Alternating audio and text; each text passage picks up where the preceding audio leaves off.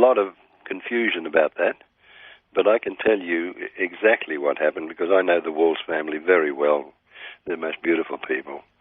And what actually happened was Stephen and his father were out rounding sheep on their property at Llangollen, and a little bunch broke away from the main flock. And Jacko, Stephen's father, said, "Matey," which was his nickname, Stephen's nickname, "Matey, bring the dog," he said, "and round those little lot up, and I'll meet you, when you're finished, I'll meet you by the farm gate with the big log." But there were two farm gates with big logs, and Stephen waited at the wrong gate. Oh, no. And when they were to meet, the time they were supposed to meet, Stephen waited and waited and waited. His father didn't turn up, so he decided to go and look for him. And 4 days later, he was still looking for him. And that's when he said, "Where's my daddy, where's my daddy?"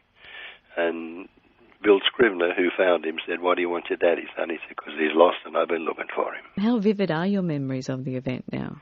Fairly vivid. I used to be a rabbit trapper in that area in my wild and wicked youth. Out along the Tinga Road from Armidale is a place called Kangaroo Camp. It's a stock reserve. And in the winter of 1945, I think it was, I trapped rabbits all that particular winter. And, of course, that's adjacent to the area where Stephen was lost, so I knew the area fairly well. But I got a telephone call just after Stephen was found from Jack Argent at Leeds Music, and he said Tony Withers was stuck on an idea called The Ballad of Stephen Walls. And unfortunately, I know where he got the title from because The Ballad of Davy Crockett had been a huge hit not long before that, so The Ballad of Stephen Walls fell out of his mouth. And I said, "Mate, the word Walls is a very difficult word to rhyme, and the only word I can think about that might rhyme with walls is an unmentionable part of a man's anatomy." He said, I said, "Little Boy Lost," the title for that song. Anyhow, Tony and I had quite a difference about it, and he said, "Okay, you write your Little Boy Lost, and I'll write The Ballad of Stephen Walls." And I said, "Well, go for your life, mate." I said, "But good luck with that Walls word." Anyway, finally I came up with a song called Little Boy Lost, and he agreed that it was better than his. So that's how it sort of spun off from there. That's why Tony Withers' name is on the recording, because there's three elements to a song. There's the melody, there's the words, obviously, but the idea is more important than anything. And it was Tony Withers' idea, and I'm no thief. I wasn't going to pinch his idea, and there we were. So after the 8th of February, how long had it been, how long did it take you to write the song? Oh, a few days, that's all. That's all? Well, I was inspired by my 5-year-old boy, who was almost the same age as Stephen, of course, and it wasn't very difficult to think of the situation if it was my boy that was lost. Mm. And so I became quite emotional, as a matter of fact. I choked up when I was making the record, actually. They had to stop a couple of times. How long after you'd written the song did you meet Stephen? I met him in a show in Tamworth, round about the middle of the year.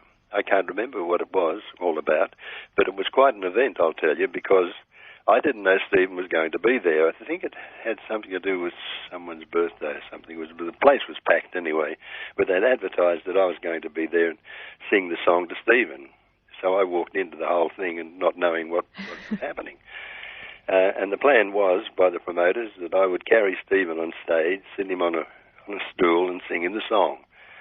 Well, Stephen Walls is a very strong young man, even at 4 years of age, and he blew that idea out of the water as soon as I walked on stage. This enormous applause came from the crowd at the town hall, and he grabbed me around the neck and almost choked me. And he trembled from the head of his poor little head right down to his toenails. So I walked to the microphone, and this thunderous applause was meeting us, and I did a U-turn and walked off stage, and his mother Dorrie was in the wings. I said to Dorrie, listen, Dorrie, this little fella is terrified. If you want to take him back, you take him back. I said, but I certainly won't. And the promoters were there yelling at us, saying, look, get him back out there. No. I said, no way in the world. I said, I've got to go out and explain to the people what had happened. And when I went out, all I saw was a sea of glum faces because they were expecting something different. So, How was it received? Oh, the song was received beautifully. As a matter of fact, Pub With No Beer was on top of the charts for 1 week. Timing Kangaroo Down Sport was on top of the charts for 3 weeks, and Little Boy Lost topped the charts for 6 weeks.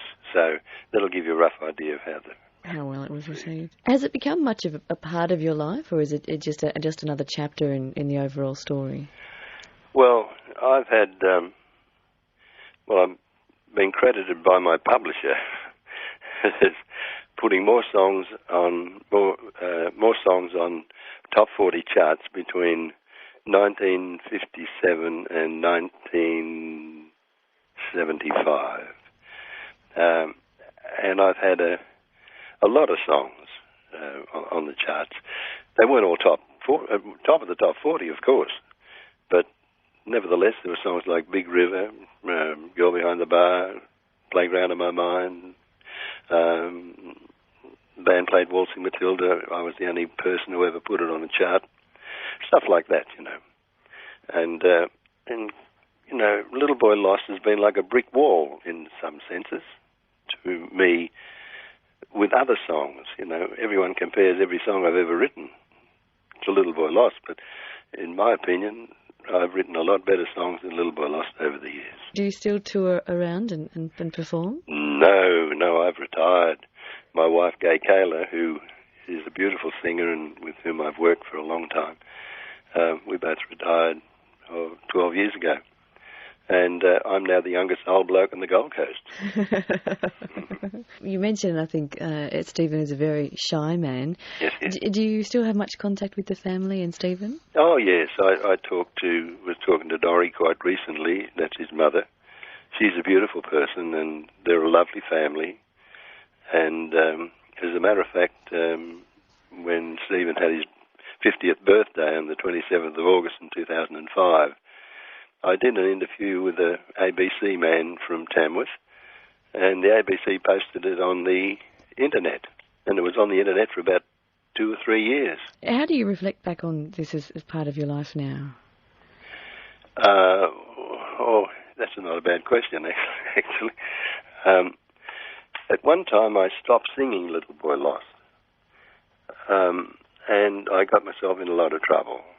It was towards the end of my career, as a matter of fact. Why did you stop singing it? I got bored with it, and I thought, well, people must be bored with it.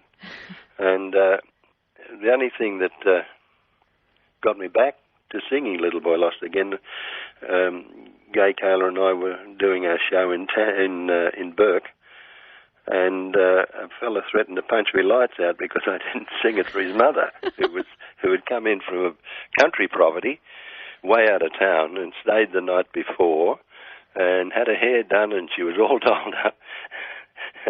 and she came in and stayed in a motel overnight, especially to hear me sing Little Boy Lost. And he really was angry about it. So I ended up going back into the room at the end of the show and singing it especially for her. gave her a little one-off performance. And then did you start performing it again, or? I did, straight after that. How do you reflect on it now? Oh, it was a very important song in my career. Prior to that, the most important song that I'd recorded was They're a Weird Mob, was my first top 40 hit in 1958, I think. And I really had a situation where in 1959 the record company that I'd recorded They're a Weird Mob for had gone broke. So when Little Boy Lost came along, I was without a record company, wondering what I was going to do next with my life. And suddenly young Stephen got lost, and Tony Withers came up with the idea to write the song. And the song, if you study it, Kelly, I think you'll find, is written mainly about the Searchers, because I wrote it as a tribute to the Searchers, and